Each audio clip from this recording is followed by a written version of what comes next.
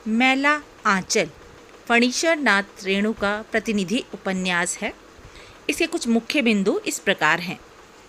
मैला आंचल उपन्यास में लगभग 256 पात्र हैं। मुख्य पात्र डॉक्टर प्रशांत, कमली, बामनदास, बालदेव, दोहराव, लक्ष्मी और तहसीलदार विश्वनाथ मुख्य हैं। मैला आंचल को आंचलिक उपन्यास ही माना जाता है, लेकिन कथा वस्तु के आधार पर इसे सामाजिक, राजनीतिक, ऐतिहासिक, सांस्कृतिक आदि किसी भी प्रकार की रचना कहा जा सकता है। वैसे उपर्युक्त सभी प्रश्नों के सार तत्व इस उपन्यास की कथा वस्तु में समाहित हैं। कथा वस्तु को यदि कथा, चरित्र व परिवेश प्रधानता की दृष्टि से देखना हो तो निश्चय ही उपन्यास की कथा वस्तु परिवेश प्रधान है। इसकी कथा व चरित्र दोनों ही परिवेश के जीवंत चित्रण के साधन मात्र हैं। अपने परिवेश चित्रण की प्रधानता के कारण ही मैला आंचल उपन्यास को आंचलिक उपन्यास की श्रेणी में रखा जाता है। आंचलिक उपन्यास को रेणु ने जिस ऊंचाई पर पहुंचाया वह अन्यतम है। रेणु ने ग्रामीण यथार्थ को व्यक्त करने के लिए आंचलिक उपन्यास को सृजित किया, जो हिंदी साहित्य में मील का पत्थर साबित हुआ। रेणु जी के मैला आंचल का मैरीगंज जो गांव है वो सामंती व्यवस्था में जकड़ा हुआ है।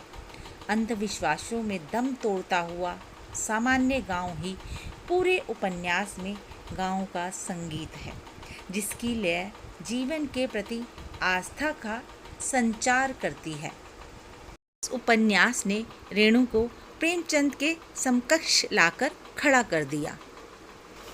अगर मैला आंचल के कथानायक की बात करें तो मैला आंचल का कथानायक एक युवा डॉक्टर है, जो अपनी शिक्षा पूरी करने के बाद एक पिछड़े गांव को अपने कार्य क्षेत्र के रूप में चुनता है तथा इसी क्रम में ग्रामीण जीवन के पिछड़ेपन, दुख, दैन्य, अभाव, अज्ञान, अंधविश्वास के साथ साथ तरह तरह के सामाजिक शोषण चक्र में फंसी हुई जनता की पीड़ाओं और संघर्षों से भी उसका साक्षात्कार होता है।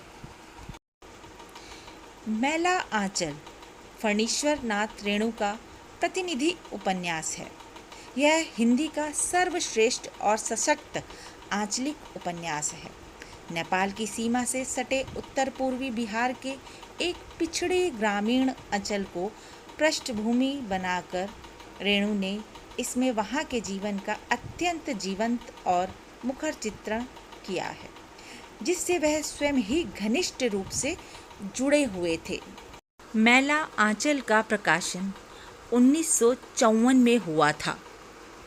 यह उपन्यास फणीश्वर नाथ रेणु का पहला उपन्यास है। गोदान का प्रकाशन सन 1936 में हुआ था और यह प्रेमचंद का अंतिम उपन्यास है। अगर मैला आंचल उपन्यास की मूल समस्या पर जाते हैं तो मैला आंचल में ग्रामीण जीवन में व्याप्त जातिगत वैमनस्य का चित्रण भी हुआ है। मैरीगंज के लोग जाति वर्गों में बटे हुए हैं। राजपूतों और कायस्थों में पुश्तैनी मनमुटाव और झगड़े होते आए हैं। ब्राह्मण इन दोनों के बीच दुश्मनी को बढ़ाने और स्वयं तीसरी शक्ति का कर्तव्य पूरा करते रहे हैं। मैला आंचल निर्विवाद रूप से हिंदी की आंचलिक परंपरा की एक शिखर रचना है और इसके प्रकाशन को कई कारणों से हिंदी उपन्यास के इतिहास में एक क्रांतिकारी घटना होने का गौरव प्राप्त है। आंचलिकता का सर्वोत्कृष्ट रूप ग्राम्य भाषा के साथ साथ अद्भुत प्रयोगशीलता का परिचय देते हुए एक नई सृजनात्मक उपलब्धि, लोकगीत, लोक संगीत के तत्वों का उपन्यास में अत्यधिक उपयोग, किसी गांव समाज के हर एक सामाजिक, आर्थिक, राजनीतिक पक्ष पर कलम चलाना जैसी विशेषताएं प्रमुख हैं। इन सब के अतिरिक्त महिलाओं के मुद्दों को भी फणीश्वर रेणु ने बड़ी ही बारीकी से उपन्यास में घुला दिया है। एक दफ़ा उपन्यास को पढ़ते समय ऐसा महसूस होता है कि नारी की स्थिति पर रचनाकार ने विशेष रूप से ध्यान नहीं दिया है, किंतु हर दूसरे तीसरे पृष्ठ पर नारी से जुड़ी व्यथा कहीं सीधे सपाट शब्दों में तो कहीं व्यंग्य के माध्यम से दिखाई गई है।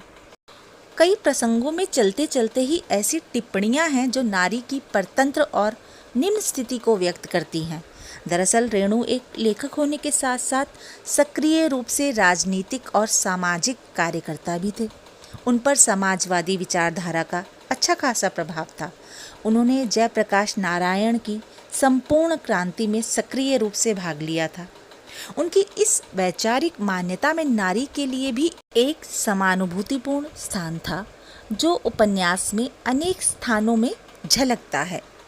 यद्यपि उपन्यास में 15 से अधिक नारी पात्र हैं, लेकिन मुख्यतः 5 नारी पात्रों के आधार पर रेणु की नारी दृष्टि का मूल्यांकन किया जा सकता है। इन 5 नारी पात्रों की अपनी अलग अलग दशा है, व्यथा है और अपनी ही कहानी है।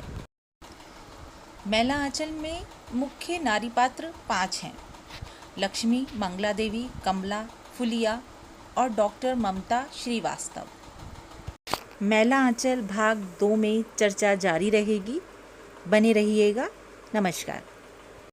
चैनल को सब्सक्राइब करें और वीडियो को शेयर अवश्य करें।